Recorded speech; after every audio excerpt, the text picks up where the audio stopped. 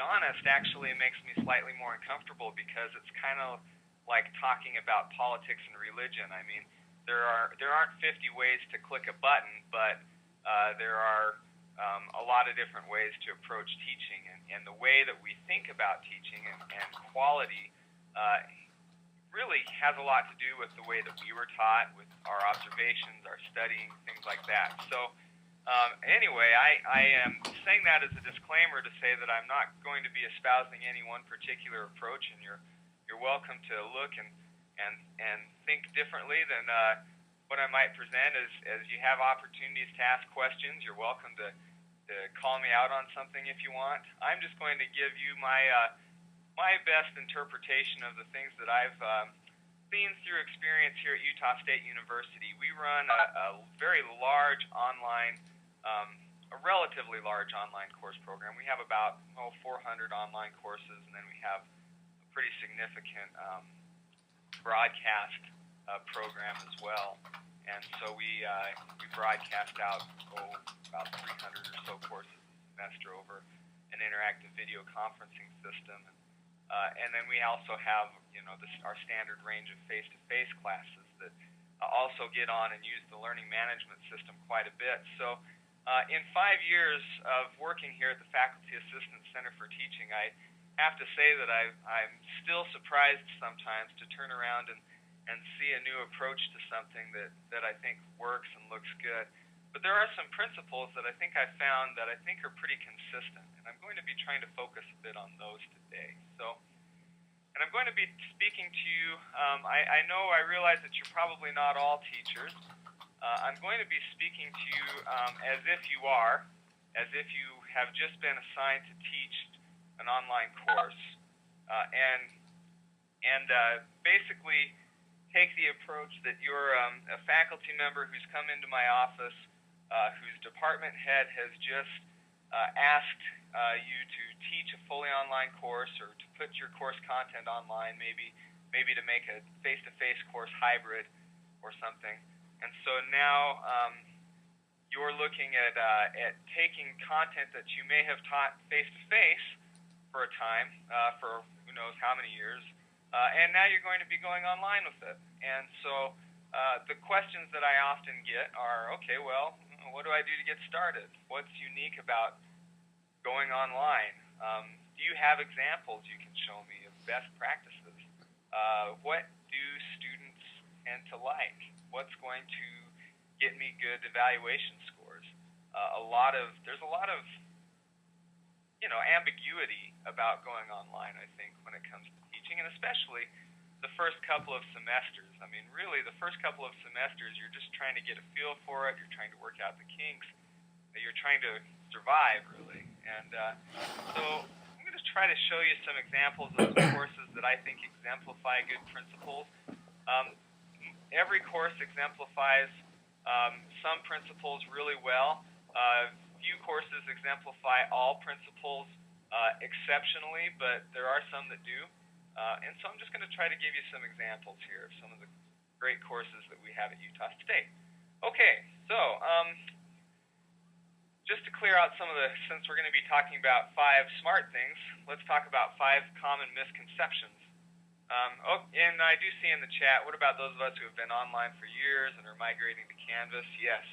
I will try to make sure that we speak to you as well. I've been working with online courses for 5, like I said, 5 years plus more before I came to USU and was working here. Honestly, there's still questions that that I have, still things that I think I'm trying to improve upon. So let's talk about 5 common misperceptions. I think oftentimes I see a misperception that going online means less work. Now, this misperception is very quickly cleared up by somebody who starts creating an online course or working with it. But one of the more common ones that I see as well is that going online equals independent study. And there's a couple of different ways of interpreting that. So if you're thinking independent study in an online course, you're thinking of an isolated experience for the student in which they don't collaborate, with others, in which they don't collaborate with an instructor, in which the instructor presence is basically gone, and in which it's completely work at your own pace. That may have been the popular way once upon a time. That certainly is not the case today. That certainly, I think, is underutilizing what going online can involve. You'll notice my glitter pony up here. There's been some occasional comments in the campus community about glitter ponies, so this is kind of my symbol for mythical creatures and things, and how, I don't know, just came to mind when I thought about misperceptions. So the other thing that I see is a lot of times people coming over hoping that they can just transfer their face-to-face content, syllabus, etc., and remove some of that stuff that doesn't really pertain to face-to-face, like that discussion, talking type stuff, collaborative stuff. I've seen people pull out accessibility statements, academic honesty statements, and things like that when they go online because they don't necessarily think that those things pertain. In reality, when it comes to online, really, I think a syllabus actually gets bigger and longer, and I think content actually ought to increase, and we'll talk about that as we go. Okay, another issue that I see often, misperception, is the belief that we can jump in and build as we go, week by week. Those of you who have taught online are pretty well aware that online students like to have a pretty good idea right when they come in as to what the semester is going to look like, and we'll be going over that as well. Okay, let's see. Also, I throw this in, students with disabilities don't take online courses. I have seen that time or two, where we think, well, somebody who has difficulties with seeing or motor disabilities isn't going to be signing up for an online course. That's actually not true, so we'll be brushing on accessibility a little bit today. Okay, so this is going to be kind of an instructional design light. What are some 5 key steps, 5 smart things to do when you are looking at an online course? So this is pretty typical. Those of you who have done any kind of dabbling in instructional design probably recognize this as the ever-famous ADDIE model, analysis, design, development, implementation, evaluation. Well, that doesn't necessarily, these are what we're going to talk about some of the, some tips and some practical advice for going through each of these. It doesn't necessarily have a nice kind of blog-like header feel to it. So I'm going to shift these to something a little cooler sounding and say, okay, the 5 smart things are mind the gap, seek alignment, let form follow function, be an active teacher, reflect and revise. So these are some, I guess, some of my attempts here to sort of encapsulate the main idea that we're getting to in some of these stages here. And I am just going to fly right through and assume that hopefully some of the stuff is self-explanatory, and I want to really spend some more time on examples. And so feel free to ask questions at some point when we break for questions if you'd like. Okay, so typically when we start out with looking at going online, or teaching in general, not just going online, but just preparing some kind of an instructional or learning environment, we start out with this analysis where really we do a needs assessment. And that really entails, okay, what is the desired performance that we want to get to? What is the existing performance level that students have? And then the difference is the gap, the performance gap. What basically do we need to fill? What do we need to bridge to get students to that point where we want them as professionals or as individuals or whatever? And where are they now? And so then you'll see the little European mind the gap symbol here, kind of symbolize this. The resources that we have to do this, really the tools, include some of the instructional resources that we already have, but then they also include our students and their pre-existing knowledge and skill. Where are they coming from as professionals or as students or as people? What are they coming in with? That's actually that really is a resource that you're starting with, that you're going to build upon. Where are you teaching? Your learning context. Your learning context, I think, includes your learning management system. It includes your university. It includes your K-12 institution or your company or your student support system. It also includes the community in which students live. Do they live they actually live in a local physical community that they can actually that you can actually pull from for a resource. And I also think it's worth noting that these are also your constraints. So your tools and your constraints can be the same thing. Okay, gotta switch. Okay, so moving along, we end up going into the fun part, which is where we really try to design a quality learning environment. We're gonna, the development comes a little bit later, but first we have the fun, the opportunity to sit back and to kind of visualize and conceptualize and organize what we're going to do.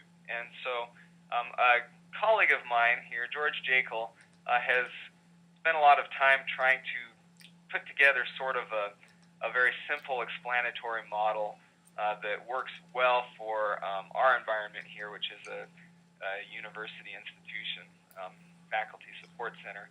And so he focuses a lot on objectives, activities, resources, and scaffolding.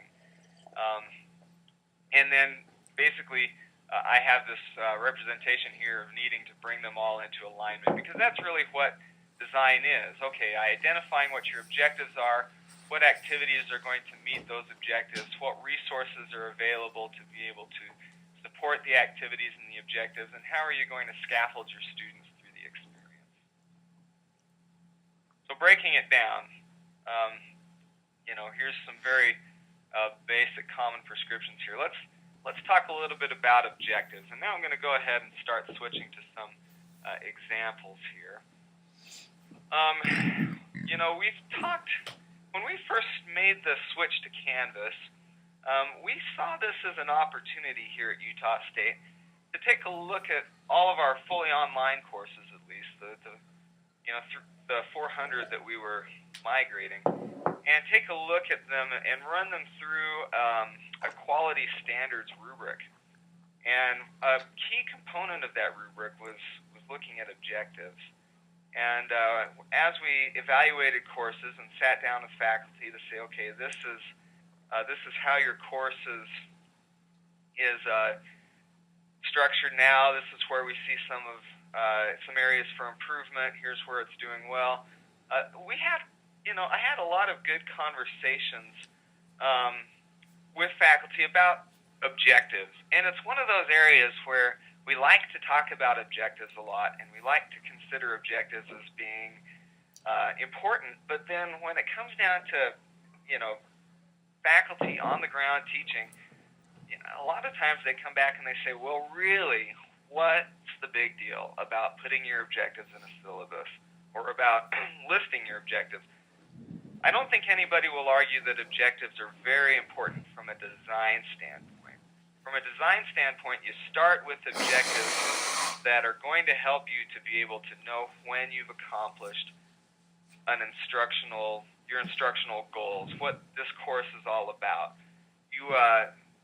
Really objectives, and from a design standpoint, should be, the end, starting with the end in mind, really. What are you trying to achieve? How are you going to assess it? Okay, now that you know how you're going to assess it, how are you going to teach to it? How are you going to develop your resources to it? All of these things can come into alignment when you begin with objectives. And the better your objectives are, the more precise, the more measurable, the more performance-based they are, the more your job gets easier as you start to think through how you're really going to assess students' performance. And the better your assessments become, because now no longer are you thinking, I'm teaching an online course, that means I need to have a multiple choice final, I need to have recorded audio-video lectures. Really, you're starting to look at it as, okay, when students are done with my course on accounting, I want them to be able to demonstrate that they can apply the principles of GAAP in analyzing a balance sheet or something like that. I'm not an accountant, so I'm just speaking out loud here. But this is the idea of where objectives come into play for design. But they also play an important role for students. I think they do. The better your objectives are created, the better that they're thought through, the more that they actually, I think, benefit student learning, because objectives really bring relevance to your course. There are different levels of objectives, I think. You can talk about objectives in the sense of, students will learn to conjugate, or students will learn to communicate in Spanish. That might be one way that you would do an objective for a Spanish class. But really, if you're wanting to go further and actually make objectives that are going to matter for students, you can get down to, okay, what exactly is this course going to accomplish for students professionally, personally, academically, and how is this course relevant? This is your opportunity to show your students that this course is relevant to something in their immediate life goals and their immediate professional goals. So, okay, enough preaching on objectives. I'm preaching to the choir. I am absolutely sure of that. I'm going to go ahead and switch. I'm sharing my desktop now.